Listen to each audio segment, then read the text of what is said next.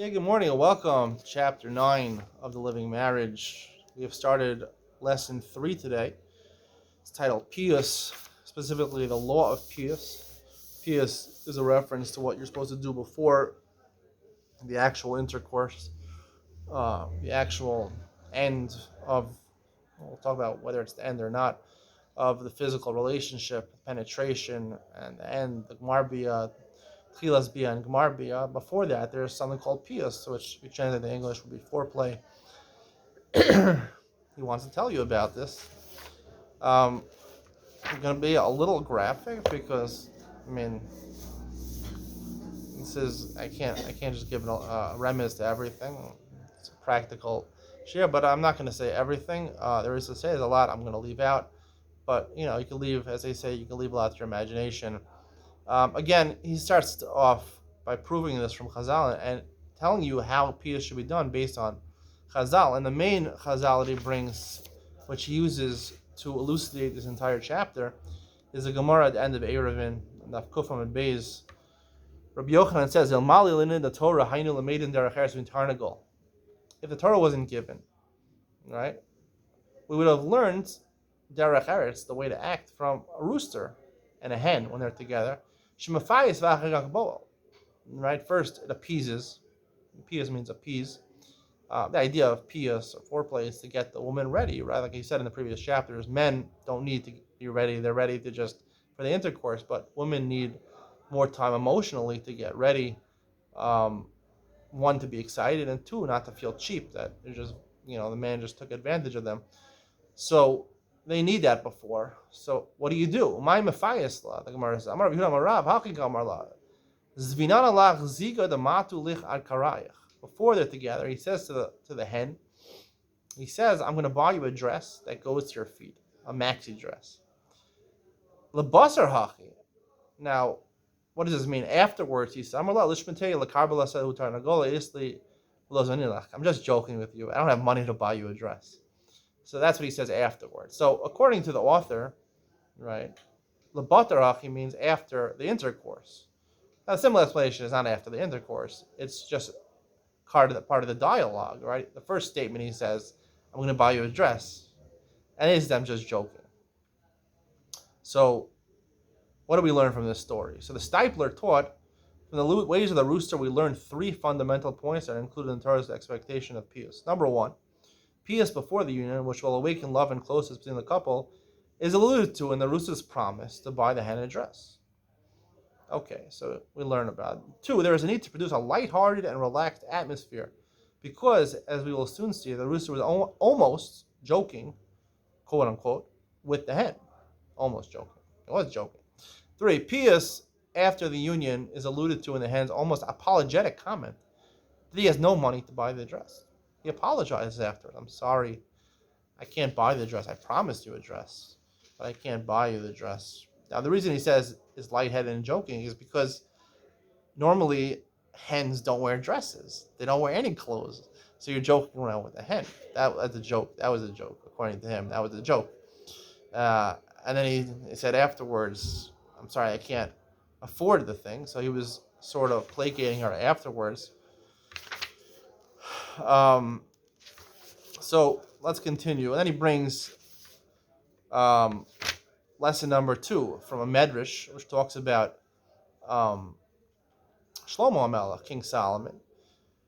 I'll read it from you. The idea is also expressed by another midrash, which relates that one day King Solomon was walking in his courtyard when he saw a rooster speaking to its mate. Being the wisest man in the world, King Solomon understood the language of birds and listened curiously to their conversation. The rooster began showing off before the hen, and he said that for her, he would even destroy the entire palace of King Solomon. Upon hearing the remark of the proud rooster, King Solomon, apparently insulted by the rooster's threat, approached him and asked, "What did you just say?" The rooster responded, "Are you King Solomon, whose wisdom is recognized from one side of the world to the other? Yet you are agitated by the peace of a rooster?" I mean, calm down. I wouldn't really mean it. I'm going to destroy it. I'm just trying to get my wife excited. King Solomon responded, "Even so, in the future I'll find other things to be proud about." After the rooster returned to the hen asked him what King Solomon wanted from him, and he explained, "The king was pleading with me not to destroy his palace, and I agreed." Meaning, I want to destroy it. Shlomo Melech begged me not to destroy it because I, as a rooster, have the power to destroy an entire palace, and he agreed. So the author says the point of the Medrash is clearly coming to teach that the words of Piyus are the husband's words that will speak to his wife's heart and excite it and awaken the desire to unify with him. From the rooster's Piyus, we learn that a wife wants to hear that her husband loves her so much that he would do anything for her. Therefore, the rooster proudly boasted to the hen that for her you would even destroy the king's palace. The way he understands this Medrash, the reason that the hen said this to the rooster said this to the hen, is because he wanted to show, I'll do anything for you. I love you so much. I'll even destroy, it would be very hard for me to destroy the palace. I'll even do that for you. And that's also the way he explains the Gemara in Eruvin, that he brings the Maharal that explains this Gemara. Again, it's Agarata. We don't know what it means. The Maharal's trying to think the Maharal offers his explanation.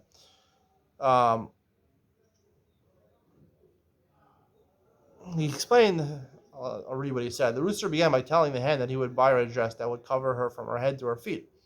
The Maharal points out that everyone knows that chickens don't wear dresses. So what exactly was the rooster telling the hen?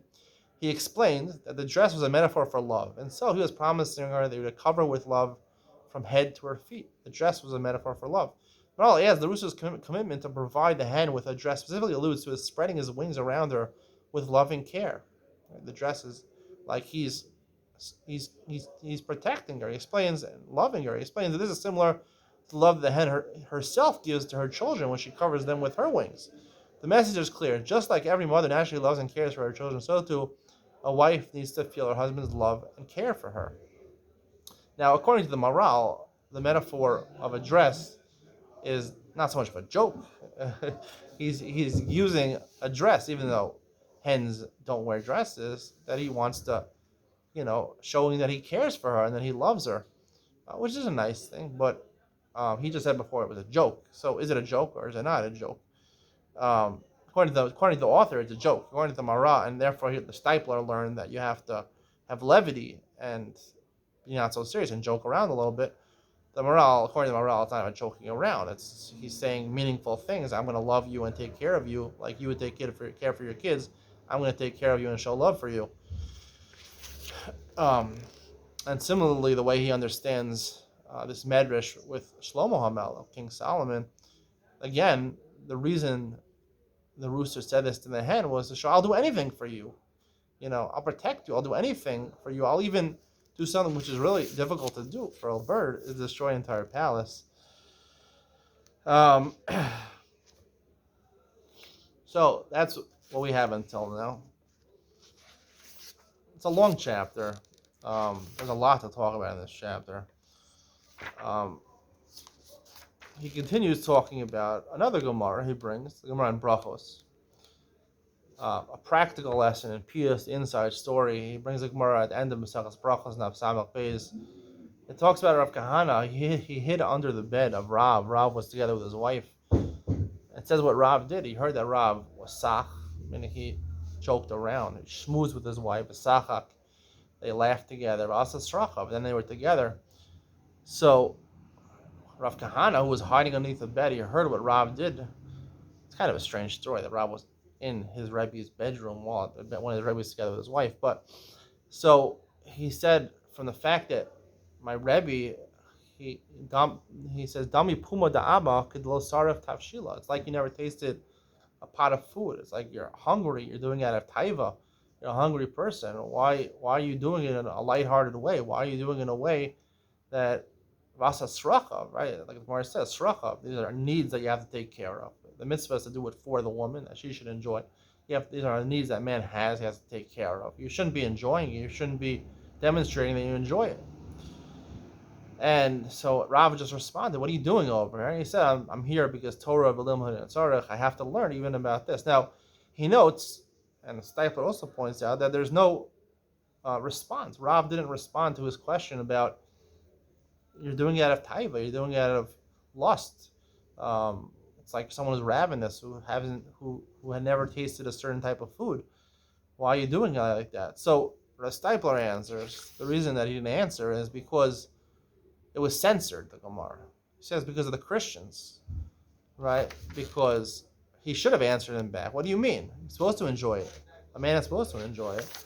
But if he wrote that, the Christians believe you're not supposed to enjoy it. They believe in celibacy. So that's why they left out. The Gemara purposely left out Rav's answer because it would provoke the Christians. Now, the Gemara does say asa sracha. When you say asa sracha, it's like going to the bathroom, like, take care of your needs. It sounds like it's not something you're supposed to enjoy. It's also, there are Gemaras that are censored. The Gemara in Sanhedrin, which talks about Yeshu, talks about Jesus, what happened to him, that they crucified him. It's mentioned in the Gemara. Some Gemaras, you'll see it in the uncensored versions. The Vagshal has it.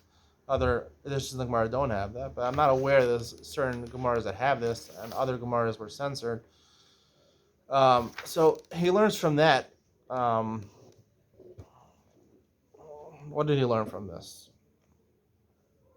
Let's review the points which we're going to learn. The first thing that he learned was that Rav spoke and laughed with his wife. Rashi explains that he spoke to his wife words of frivolity regarding goodwill towards their marital relations. This is the proper conduct of the great sages of Israel of all the generations.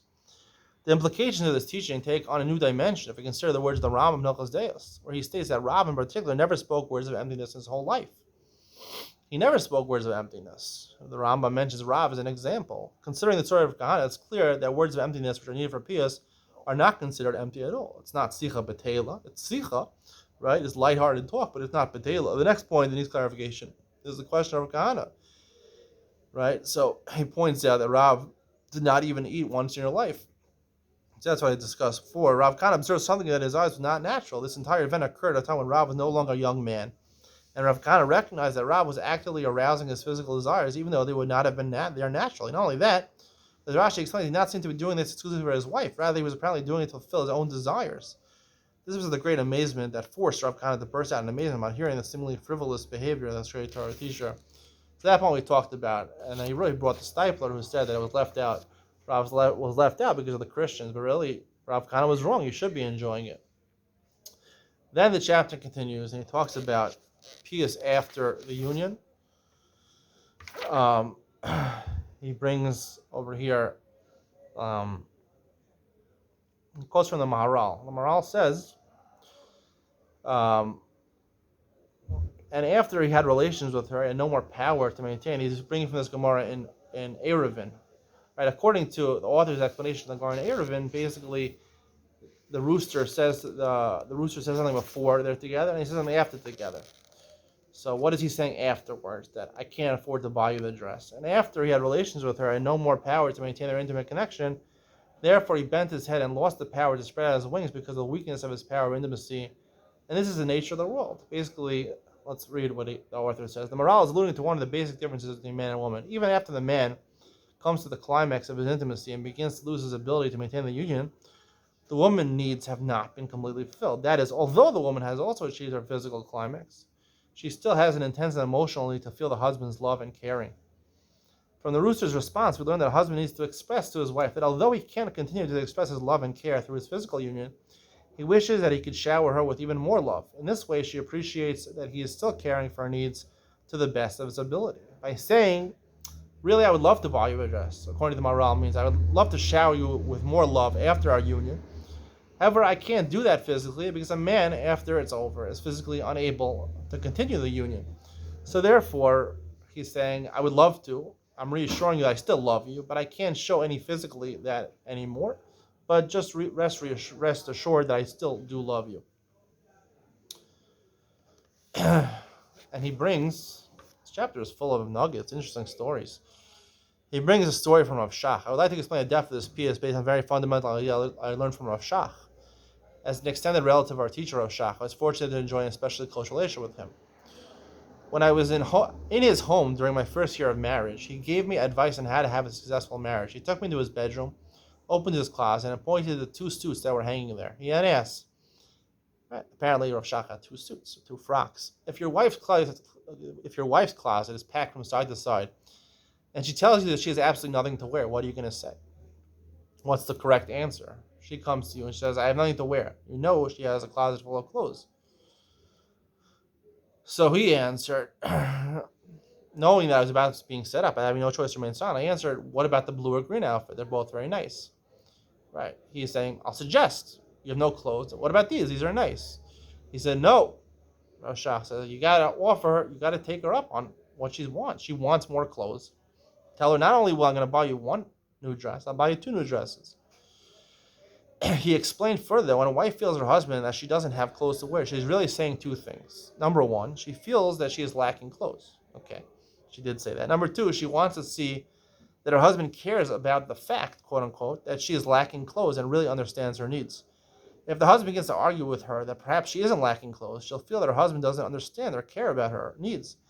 If she feels he doesn't understand her needs, this will cause him to increase until he's forced to recognize them. Until in the end, she'll keep buying clothes until there's no money left. He says this Avrech, or the person who wrote the book when he was an Avrech, he thought it was crazy what Roshach was saying. He's learning in Kol. He doesn't have the wife to always buy two new dresses for his wife every time she says that. So Roshach says, no, you buy her two new dresses the first time. The second time she complains about no clothes, you buy her two dresses. And then she starts realizing she's wasting all the money and she's not going to ask for it anymore. And if you don't give in and she feels like you're trying to stifle her, then she's going to keep on going for dresses and she'll waste all your money. The reason he brings this story, in light of Roshach's teaching, he can gain further insight into the need for the Piyus of the rooster after its tune. He was telling the hen that he knows that he was supposed to wrap her in love like a dress that would drape her from her head to her feet. In this context, a dress that would fit her is equivalent to an expression of his love that would fit her emotional needs that extend beyond the end of their physical union. Therefore, even after a husband loses his physical power of intimacy, he must show his wife that he's in touch with her emotional reality and wants to connect with it as much as possible. When she recognizes that he is truly with her, she'll happily accept all of the love that he did express, and she'll be okay if he doesn't have the money to keep on buying dresses. So she won't. She'll buy the first two dresses, then another two dresses, another two dresses. But after 6 dresses, that'll be enough. So, and he uses the story of Roshach to explain this Gemara in Eruvin about the fact that after the union, he's not able to physically participate anymore, but he still shows her, if I was able to, if I had the physical strength, I would want to, because you have a desire for more, but I don't. At the end of the chapter, he says, don't miss the boat. Even after explaining the vital role of Piyus in the couple's intimate relations, it's still possible for a person to miss the point. Upon hearing about a husband's responsibility for his wife's excitement about their intimate union, one might think that it is because it isn't nice to use one's wife for his own desires, while she is in a state in which she cannot enjoy the interaction. While this is true, it's very far from the essence of the topic. The intimate union is not just a physical act. It's an expression of the couple's unity on an emotional as well as physical level. The unity achieved through the marital intimacy is an expression of their joint unification, and if one of the couple is not able to unify, then there is no unity at all. Like you've said many times in this book, the whole point of intimacy, be together with your wife, is to chain. A man is half a person, a woman is half a person. When they're together, they become a complete person. Is to achieve as much as possible the unity as a couple, to make each of them complete. And that's the kavanah, that's the thought you should have when you're being together. That's the whole purpose of being together. He ends off the chapter with a very interesting thing. He says, I have been asked many times by newly married young men, as well as those with years of experience, how exactly should one perform Piyus? What do you do? What do you do practically? I never answered this question. I never answered this question. Piyus isn't a fixed script. The reason he doesn't answer, he says, Piyus isn't a fixed script for the husband to practice his acting abilities. It's a natural expression of his inner self trying to arouse his wife's desire for their union. There is no doubt that Hashem gave each person the insight and understanding that he needs to relate to his wife in the way that she needs. Even the most sophisticated acting performance is almost empty relative to the value of the natural expression of a husband calling out to his wife to join him in an intimate union. All of my teachers instructed me the level of Piyus attained before the union is the primary determinant of the intensity of connection and the Shekhinah's presence the couple will achieve at the time of their intimate union. That is the end of the chapter. There's a lot to talk about in this chapter. I will try to make it as short as possible. I have to say about this chapter. Some of the points I agree with, some of them, most of them, I have something else to say about them. I want to start with this Gemara in Eruvin, which he basically uses to explain most of the idea of Piyus. There's a Piyus according to him before the union and after the union. Piyus before the union would be foreplay. Afterwards, according to him, based on this Gemara, is basically a person has no koach anymore, and he has to show his wife that he still loves her, even though he can't be physically present, even though she wants to continue physically, he can't continue physically, but he still loves her. Now, again, I pointed out that according to the author and the Stipler, there's an idea learned from this Gemara. He's supposed to joke around a little bit. We saw from the Gemara with Rav that Rav joked around with his wife. It doesn't say sach, right? Not only did he schmooze with her, even sachak, he caused her and him to laugh. They were both laughing. They had a good time. They were enjoying each other's company.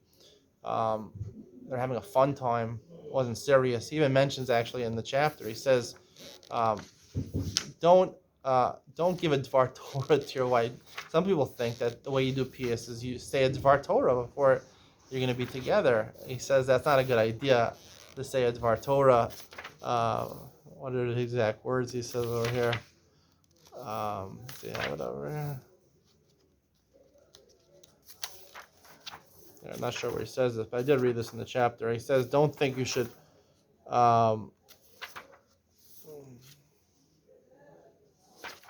Don't think you should give a dvar Torah or talk about Torah before you're together. That's not considered piyus. That's not a good piyus, verbally or physically.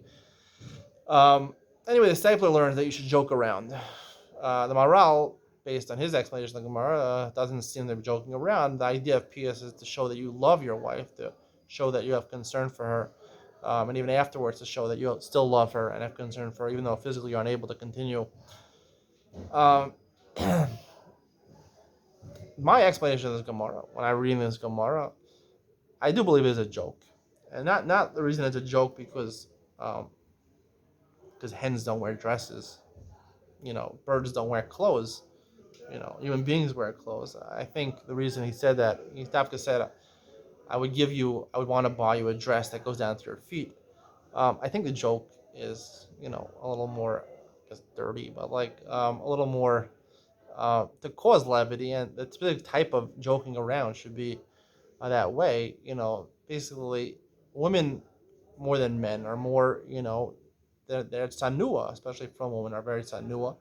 It's very hard for them, especially in the beginning of their marriage, to reveal themselves to their husbands. So you joke around with her and saying, you're the type of woman when you're in bed together, you like to wear the maxi dress. You joke around with her and you say that I buy for you a maxi dress, probably what you want to wear. You want to keep all your clothes on, even put a long dress on. You're joking around with her. And when a woman hears that, she's like, she's like realizes it's like flirting with her.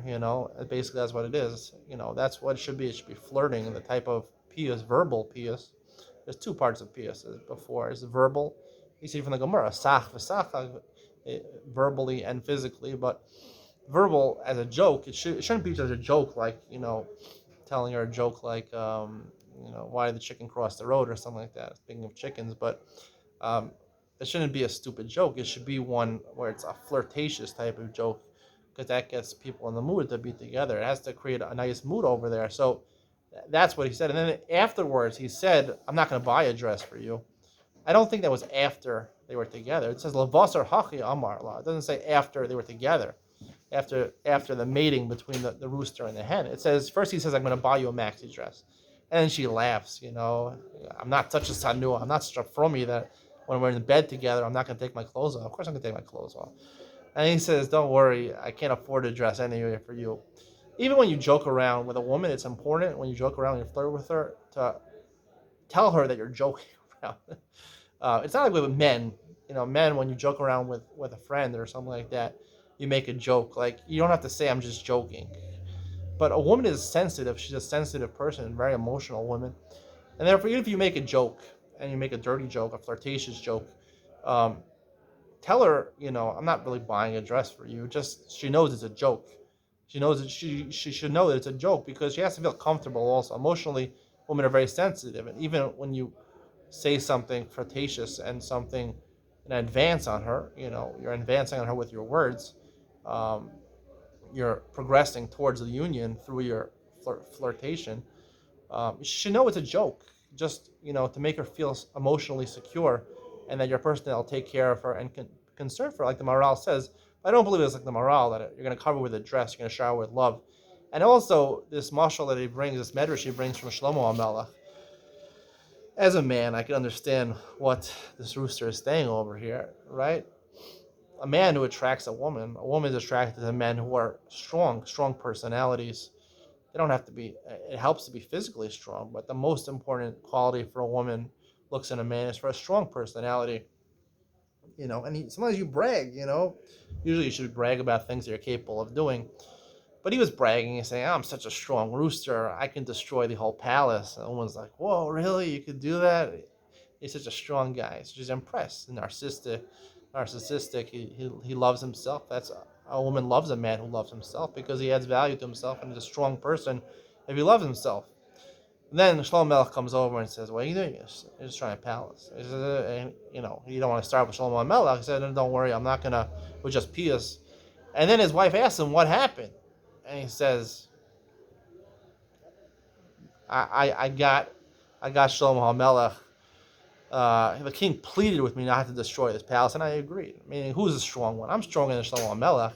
I'm the strong rooster. He had to give in to me. He had to beg me not to destroy the palace. This way he asserts his strength over there. And that's what the point is saying. One of the positive aspects of any flirting, a flirtatious talk, if you want to flirt, you got to show your dominance over the woman. That's what, the joke about the dress. And the joke, you always want to show your dominance over the woman. Anyone who flirts, anyone who's nice to a woman, if you're nice to a woman, like the moral is saying, you show your love and nice, I love you so much. That doesn't attract women. It turns women off. They view you as a friend, someone who you'll be in the friend zone. Someone, if you're nice to a woman and you're too nice to a woman, they'll put you in the friend zone. No one's gonna like you. No one will be attracted to you. They're attracted to men who talk down to them. That's how you flirt with a woman. You talk down to her, and you show I'm powerful. I'm a great guy. And talk down to her. And women like to be talked down to, but at the end of the day, they're the makabel, they're the nekeva, you're the zachar. You're the one in control over there. You should be in control the entire time in the bedroom, physically and verbally. And flirting, which should start, not just in the bedroom. Flirting should go on during the dating process and the entire marriage. There should be flirting if you want to have a fun, living marriage, as the book is called. So you got to know how to do that. And most people don't know how to flirt. That's just the truth. And 98% of men don't know how to flirt. And that makes them women. The only real men. And that, that's the shidduch crisis. Because at the end of the day, they say there's only a couple of sug aleph boys, only the real sharp boys. But on a deeper level, there's really only very few boys that are men that are actually capable of flirting with women, are confident enough and cool enough with women. And that's why they're all attracted to those people. That's the way it should be. The men that are those people get all the women. They should only marry to the men. And the other men lose out. But that's not the way society is, because in a certain sense we live in a communist world with monogamy. But even in the Western world, monogamy still rules. It's a communist kind of idea, I believe. So that's the idea over here. And I want to talk about one of the things he says over here. He says, right, because he learns the Gemara is talking about afterwards, he has to do appeasement. He says, I have to read verbatim because I have to see exactly what he says and comment on it. He says afterwards, the Maharal says, the rooster says to the hen, I don't have any more power anymore after the Gemar Bia, after the ejaculation. That's it. And the man is done for the man. So he wants to show her, that's why I really don't have the money to buy a dress, but I still love you. Maharal is alluding to one of the basic differences between man and woman. Even after the man comes to the climax of his intimacy and begins to lose his ability to maintain the union, right? After the man does it, it's over for the man. The woman's needs have not been completely fulfilled. That is, although the woman will also achieve her physical climax. Now, this I'm going to have to comment on because I think there's a mistake. I don't know how many men think this. I think a lot of people in the frum world think this. A woman has not achieved her physical climax when their intercourse happens and the Gemar Bia happens. It is not over for the woman. It started for the woman, but she does not have an orgasm from most women. I don't know the percentage, but a vast majority of women do not have an orgasm, which is the climax for the physical climax for the woman through the intercourse itself and the penetration of the man. That doesn't happen. It doesn't happen for the woman. So this is a mistake. This is a wrong comment over here. I don't know where he got that. She still has an intense emotional need to feel the husband's love and care. And so he says the rooster should say to the hen afterwards, still, I still love you. I can't do anything anymore. The answer is no. You have to provide an orgasm for your wife. That's the truth over here. Is that even though you're physically done, you have to do it for your wife. Sometimes you could do it for the wife beforehand, before the union, before the intercourse. However, if you didn't do it before, then you have to, even if you're tired, even if you're done, you're not enjoying it, you still have to be a good husband and do it for the wife. That's part of the ksuva sipukaichi. Her physical enjoyment is not the actual intercourse. It might be a feeling of love and emotion, but the actual climax for the woman is physical climax, is the orgasm. And obviously the author doesn't talk about it because he believes it doesn't need to be done. And I wasn't taught about it. And I venture to say, I've read certain Sfarim that it's an Aveira to do this for the woman. And I venture to say at least half of the people feel, half of Rabbanim or half of custom teachers feel it's something which is not to be done, not to be talked about, not to be done, to be neglected. But any woman who doesn't get this, if she doesn't get this, she's going to be that lady who's asking for the dresses that Roshach is talking about. Because why is a woman, any man whose wife keeps on asking for new clothing, she has clothes that fit her, right? Still, she hasn't changed sizes. She has a lot of clothes that fit her. She's asking for new clothing. Why is a woman asking for new clothing? Now, Roshach didn't say this, but I'm telling you the reason she's asking for new clothing is because she's not getting her real needs met. If she was getting her real needs, her biggest need is just like a man needs to have the Gemar Bia. He won't be satisfied without that. He'll feel he's lacking everything if he doesn't have that. A woman also feels she's lacking everything. She doesn't have an orgasm, and if she's not feeling her sipukaichi, she's not being fulfilled from the marriage, then she's going to turn to other things to try to replace that void that's left by her not getting her physical needs met. She'll ask for a lot of new clothes, and it's not going to stop. She'll keep on buying new clothes, no matter if you offer 2 dresses or 3 dresses or 4 dresses. The answer is provide the orgasm, and she's not going to buy so many dresses. That she might buy 1 dress. You might buy the dress because you want her to look good in the dress, right? I'll turn the opposite. You're going to want her to look good in the dress. Right, you shouldn't view buying women's clothes just for the woman. You want the woman to look attractive for you also. You should be an active participant in buying new things. Maybe even suggest buying things for a woman that you like for the woman on the outside and also in the bedroom, like lingerie and things like that. You should be an active participant. Encourage, talk about it for you, so you enjoy her more. So the reason people are buying new clothes is because there's a void, and the reason the author doesn't talk about it, he obviously holds there's no need to do this. And Moral didn't mention this, the fact that he says that after the union she is physically she's reached her climax. That's not true. So this whole idea, like I mentioned, the second line of the rooster is really, it's before, everything's before. It's part of the foreplay, it's part of the verbal foreplay before, not after. The answer is after the ejaculation, after the Gmar, then the man has to provide the orgasm for the woman. Now, we're not going to talk about exactly how to provide that, but different ways. Revolves around predominantly stimulating the clitoris in the woman, the upper part of the vulva. Some people don't know where that is. Let the wife show you. She'll tell you where it is. It's not always hard to find it. It's not comfortable to put your hand there. Or some, women would like if you put your tongue there also, even more. But so that's something you have to work on. It's very hard for men to do this on a constant basis because it takes a lot of effort for the man, but you got to do it. I mean, if you want to have a happy wife, happy life, you got to do it. If you don't do it, your wife will be miserable. She might not show it on the outside right away, but over time, it'll just build up and build up. And your wife will be miserable. And she'll say all the right things. I love you, I have a great marriage. But deep down, whether she consciously realizes it or doesn't consciously realize it, the reason she is depressed and feels broken on the inside is because she doesn't get her basic needs met.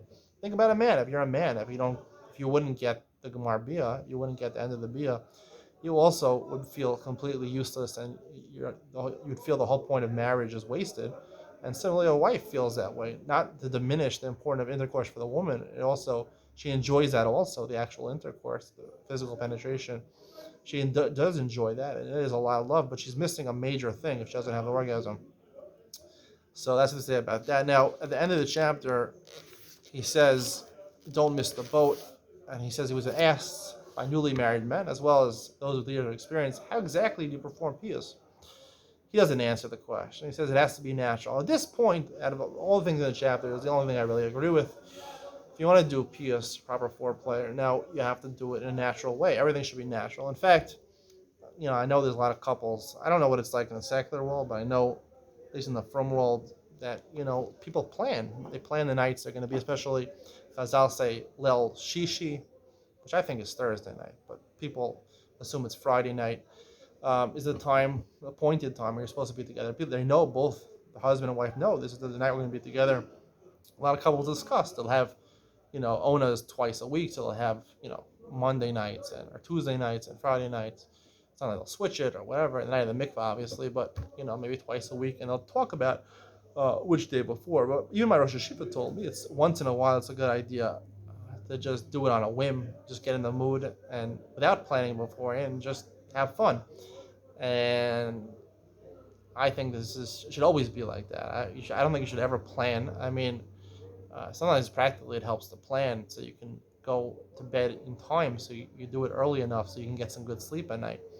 But a lot of times, most of the time, I think it should just be natural that, when you go into bed with your wife, I mean, usually you should go to bed together, even though I'm seeing some publications in Jewish magazines that it's common not to go to bed together, but you should go to bed together. Of course, before you go to sleep, you should give your wife a big hug. A lot of this should be, even if you're not going to be together, it should be touching and kissing and hugging. You could have foreplay without actually being together. You should always have foreplay in the bed every night. That's what I think. Even not in the bedroom, not in front of other people's eyes, but in closed rooms and things like that.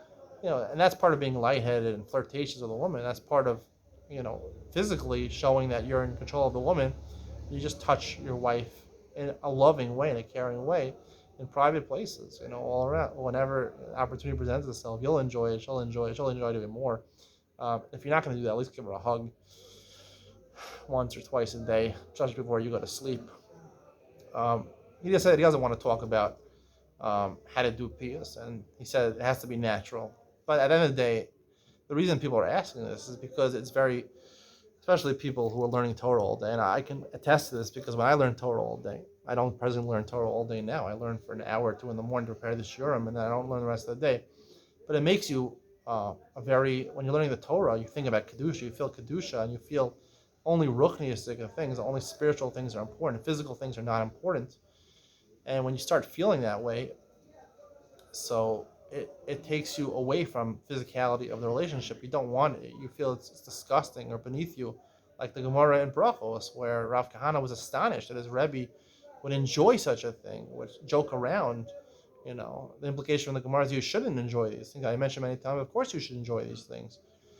So if the idea is that you should be enjoying this, so it's proper to do it in the right way, and he doesn't give a way of doing this. And again, it has to be natural. It has to be that you're both into it, you're both interested in it. But practically, the problem always comes up for people. Getting back to what I was saying, I got off track for a second. The reason people who are learning Torah all day, they're natiya, they're bent towards precious, towards removing themselves from the physical world, and therefore they have a very hard time connecting with their wives, and therefore they don't. The concept of foreplay is kind of disgusting for them. Like they just want to get over with and do the act, and that's it. Spend more time on it, especially hugging and kissing. In order to be good in the bedroom for a man, you got to be really into it, like you're interested in the woman, and you're enjoying her body and herself beforehand.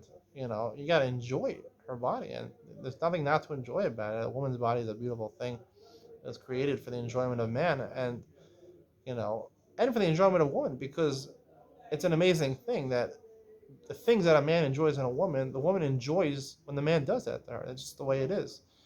If you're a natural person, you go after your natural desires, and you do your natural desires on the woman, in terms of caressing and kissing and hugging, the woman it feels even better for the woman when you do that to her. So you have to, reframe your mind and say these are positive things, is a good thing, before you start the idea of Piyus, of foreplay. And I saw a question on Family Feud.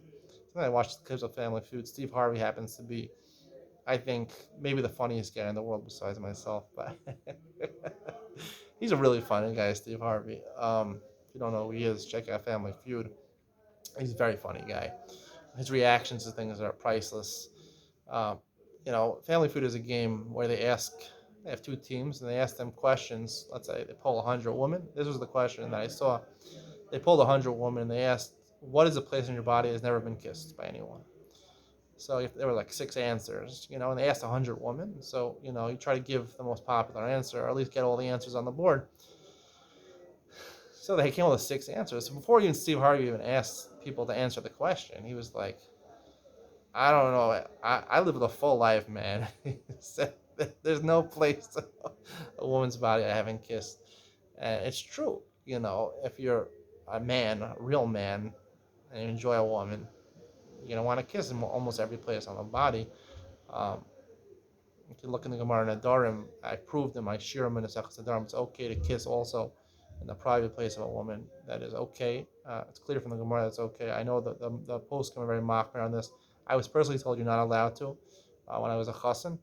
But I think it's clear from the poskim that from the Gemara, it's very clear from the Gemara what the Psak Halacha is that it's okay. Malachei Asharis, people that are Talmidei Chachamim, are very machmir on this, but you got to do what you want to do, and when you do what you want to do, the woman will enjoy it. So you should be kissing every place in the body, you should caressing every place in the body, you should be doing just whatever you do. Now, the one recommendation I would give to help people, because as I mentioned, men get excited very easily, and they want it to be over almost. It's hard for them foreplay, because they want a little foreplay, and they just want to do the act. But again, for a woman, she needs the foreplay for at least 20 minutes to an hour. Again, I said you should negotiate. Sometimes it should be for the man, you do less foreplay than 20 minutes. Sometimes it should be extended foreplay. You have to discuss that.